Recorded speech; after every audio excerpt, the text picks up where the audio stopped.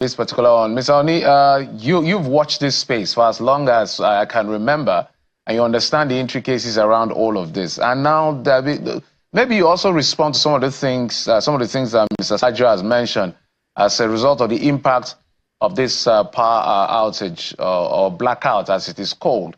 But also, I want you to speak to us about this new idea, or this idea that the Minister of Power is talking about, whether this is a way forward. I've constantly said, talking to experts like you and others, we expect the grid to keep collapsing until the right thing is done. So is this a way out of the situation, decentralizing the grid, and also commenting on or responding to what Mr. Sajo has said as to the impacts of the outage in the north?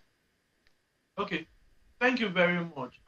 First things first, the transmission network consists of about 18,000 kilometers of high voltage transmission.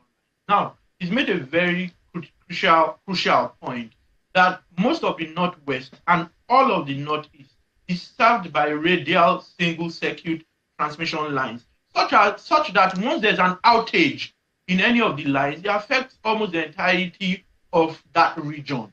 You know, it then means that if that's constantly been a problem, something needs to be done about it. Issues around vandalism, arson, and all of that have been a challenge. Now, with true federalism, which is what the Electricity Act seeks to do, you can have states now have their own generation, transmission, and distribution. Now, the issue is ability to attract investments, because it wouldn't be those states putting down all of those funds. That's one point. Secondly, I'm aware that there is a drone arrangement between TCN and one of the other agencies, and this appears not to be working as it should. You know, so all of these conversations need to be had. SCADA has been a challenge. We do not have spinning reserves as we should. If these technical issues have been the case for 20, 30 years, that's why I think the current minister is doing quite reasonably well, because many of these problems have been historical, and he's trying to ensure that they don't continue. Now, from an economic standpoint, it would affect factories and industries. Everyone would tell you that the minimum you would spend per kilowatt hour if you use petrol or use diesel is double, triple of what Band A pays at the moment.